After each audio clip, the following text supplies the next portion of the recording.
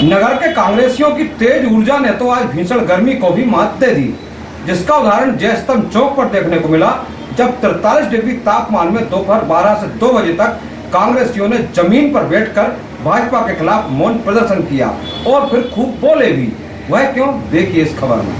नगर Congress committee Itarsi के तत्वाधान में आज शुक्रवार को भर दोपहरी में जय स्तंभ चौक पर मौन धरने का आयोजन किया गया, जिसमें बताया गया कि पिछले दिनों लोकसभा चुनाव के परिणाम आने के बाद से देश के अंदर सोशल मीडिया के माध्यम से भाजपा के नेता एवं कार्यकर्ता हिंदू सनातन धर्म पर अश्लील एवं बेहद आपत्तिजनक टिप्पणी कर रहे हैं। भद्दी गालियों का प्रयोग हिंदू धर्म के लिए किया जा रहा है। कांग्रेसियों ने कहा कि जिनके नाम पर चुनाव लड़कर भाजपा चुनाव जीतते आई है, आज उन्हीं के ऊपर प्रहार किया जा रहा है, जिसका आज कांग्रेस मौन धरना देकर पुरजोर विरोध करती है। इस धरना आयोजन को लेकर नगर कांग्रेस कमेटी के अध्यक्ष मयूर जायसवाल ने बताया कि शहर के आम नागरिकों एवं कुछ पत्रकारों ने हमें यह स्क्रीनशॉट भेजकर बताया है कि भाजपा के नेता एवं कार्यकर्ता सोशल मीडिया के माध्यम से हिंदू धर्म के लोगों को गालियां दे रहे हैं और उनके खिलाफ अपशब्दों का प्रयोग किया जा रहा है। कुछ लोगों द्वारा यह डाला जा रहा है कि भाजपा ने अयोध्या को टेम्पल इकोनॉमी बना दिया है।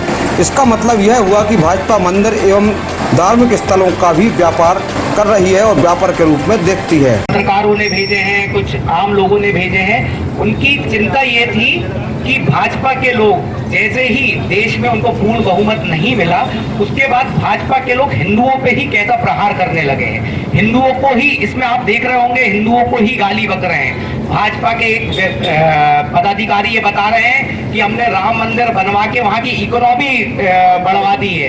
ये टेम्पल इकोनॉमी बोल रहे हैं उसे। इन्हें आप इससे ये समझ सकते हैं, इसको व्यापार की दृष्टि से देख रहे हैं, हिंदुओं को गाली दे रहे हैं। इससे भाजपा का चाल चरित्र और चेहरा समझ में आता है कि उनकी सोच हिंदुओं की प्रति क्या है। और इससे यह भी समझ में आता है कि सिर्फ वो हिंदुओं को एक वोट बैंक समझते हैं और हिंदुओं को अपना गुलाम समझते हैं कि जैसा हम बोलेंगे वैसा ही करेंगे।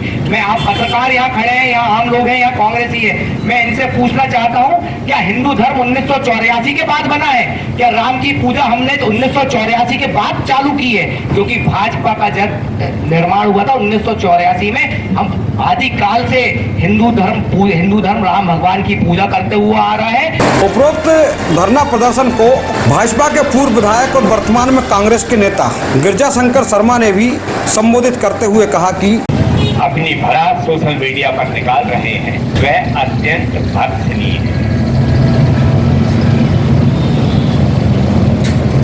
इन्होंने कभी रामचरितमानस का पाठ नहीं किया। लखन भाई, एक आध दिन मंगलवार या शनिवार को बुलवा लो इनको हनुमान धाम पर। ये एक बार रामायण का पाठ करेंगे तो समझ जाएंगे कि अयोध्या वासियों के लिए भगवान श्री राम ने क्या क्या कहा है।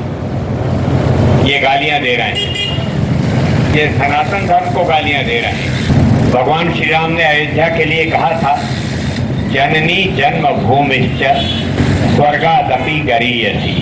अरे भाजपा वालों, धर्म का बेशर्मी से उपयोग करने वालों, कम से कम कुछ धर्म ग्रंथों को पढ़ लो या सुन लो।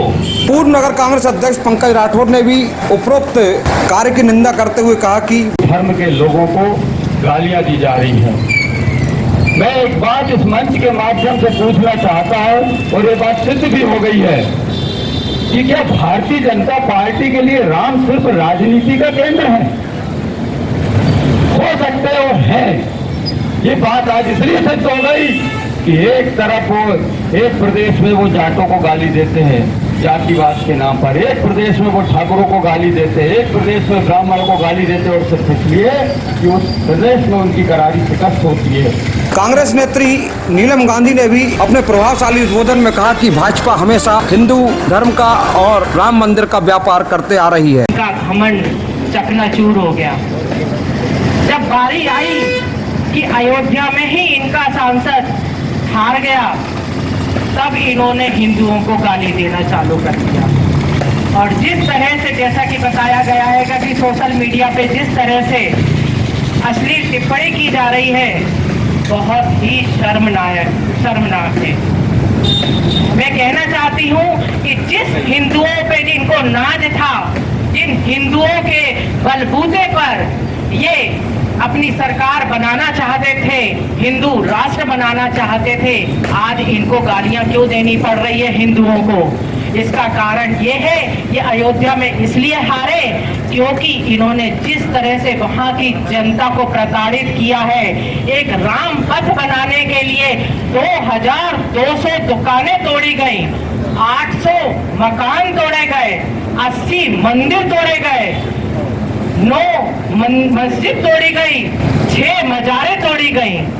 आप बताइए, जिसकी रोजी रोटी यदि दांव पे लग जाए, इस तरह से उनको प्रताड़ित किया जाए, उनकी पूरी जीवन भर की कमाई को जिस तरह से इन्होंने वहां की जनता ने बर्बाद होते देखा है, क्या वो इनसे बदला नहीं लेगी?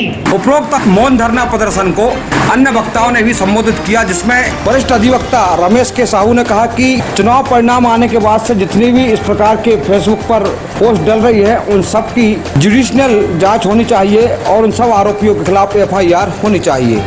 हिंदू को मुस्लिम से लड़ाने के, मुस्लिम को हिंदू से लड़ाने के, धर्म के आधार पर वोट मांगने के, राजनीति धर्म आधारित करने के, इस तरीके के जितने भी वक्तव्य आए हैं और इस तरीके के वक्तव्यों में प्रमुख रूप से पूर्व प्रधानमंत्री श्री नरेंद्र मोदी शामिल हैं।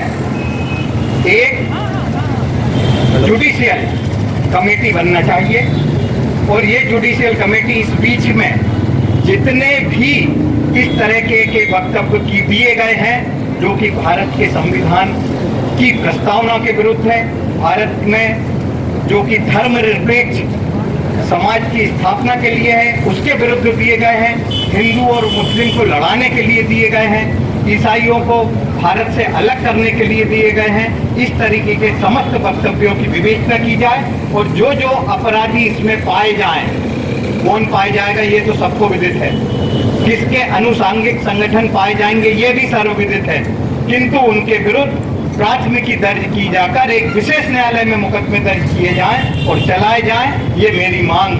कांग्रेस सेवादल यंग ब्रिगेड के प्रदेश अध्यक्ष गज्जू तिवारी ने भी इस धरना प्रदर्शन को संबोधित करते हुए कहा कि घात किया जा रहा है भाजपा के द्वारा, जो भाजपा अपने आप को हिंदू साबित करने के लिए न जाने कितने प्रोपेगेंडा अपनाती है।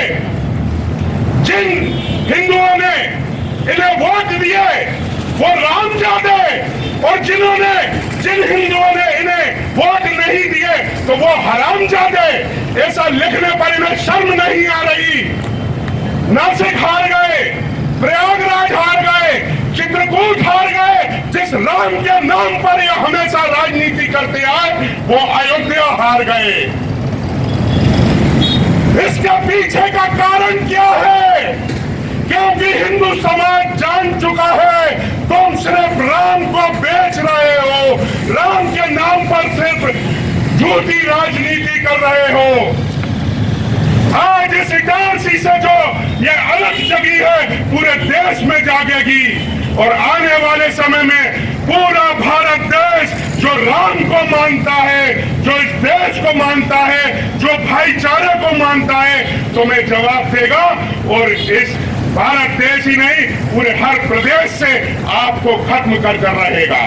ये था तो मौन धरना प्रदर्शन, लेकिन अनेक कांग्रेस दलों ने इसे संबोधित किया। उपरोक्त अवसर पर कांग्रेस के अशोक जैन, लखन बैस, राजेंद्र तोमर, अधिवक्ता संघ के अध्यक्ष संतोष गुरियानी, पूर्व पार्षद नरेश चौहान, कांग्रेस नेता योगेश त्रिवेदी, सुरेंद्र पाल सिंह भाटिया, पूर्व पार्षद राजेंद्र जोशी, पार्षद नारायण ठाकुर, धर्मदास मिहानी, वार्ड नंबर 1 के पार्षद दिलीप गोस्वामी, वार्ड नंबर 14 के संजय ठाकुर के साथ ही कांग्रेस नेता राजकुमार उपाध्याय, विजय बाबू चौधरी, नीलेश मालोनिया, इरशाद अहमद सिद्दीकी, कमल दरड़ा, मुकेश गांधी, पवन बोहरा, प्रवीण गांधी, संजय नगरिया, धर्मेंद्र मालवी, उत्सव दुबे, जहील अहमद, चंद्रकांत बहारे, ज्ञानेंद्र उपाध्याय, मनीष चौधरी, आकाश अग्रवाल, नारायण गौर, पप्पी कलोसिया, बबलू बामने, राहुल दुबे, कन्हैयालाल बामने, अतुल तिवारी, यूनुस पठान, शिवम बालिया, प्रशांत श्रीवास, रोहित राजपूत, ईशान यादव, समीर परते, सचिन तिवारी सहित अनेक नेता और कार्यकर्ता इस मौन प्रदर्शन में शामिल थे। अब आपको बता दें कि ये मौन धरना प्रदर्शन क्यों किया गया, क्योंकि इस मौन धरना प्रदर्शन पर एक जो फ्लैक्स लगा हुआ है वह फ्लेक्स उस फेसबुक पोस्ट का ही है जिसमें कुछ लोगों ने अयोध्या में भाजपा की हार पर अपनी अपनी प्रतिक्रिया व्यक्त की। इसमें कुछ लोगों ने गाली जैसे शब्दों का भी उपयोग किया, लेकिन इसमें सबसे पहली पोस्ट नगर इटारसी के भाजपा नेता विपिन चांडक की है, जो भारतीय जनता युवा मोर्चा के जिला उपाध्यक्ष भी हैं और श्री द्वारकाधीश मंदिर उत्सव समिति से भी जुड़े हुए हैं। इनसे जब हमने दूरभाष पर चर्चा की तो उन्होंने कहा कि मैंने किसी अपशब्दों का उपयोग नहीं किया है। अब मैंने फेसबुक पर अपनी भावना व्यक्त की और उस पर किसी ने तरह तरह के कमेंट्स किए हैं तो मैं इसके लिए जिम्मेदार नहीं हूँ। उपरोक्त संदर्भ में भाजपा के नगर अध्यक्ष जोगिंदर सिंह का कहना है कि कांग्रेस इस फेसबुक पोस्ट पर बवाल मचा रही है। इन्होंने आज तक भगवान राम और धर्म कार्य के लिए कुछ नहीं किया है। वहीं नगर भाजपा महामंत्री राहुल चौरे ने कहा कि हम शुरू से प्रभु राम में आस्था रखते हैं और अयोध्या भी हमारे आस्था का केंद्र है। भाजपा ने उपरोक्त चुनाव को लेकर किसी प्रकार की कोई टिप्पणी नहीं की है कि अयोध्या के लोगों ने वोट दिया या नहीं दिया। ये कुछ लोगों की अपनी अपनी भावना है, उससे पार्टी का कोई लेना देना नहीं है। Bureau report Itarsi.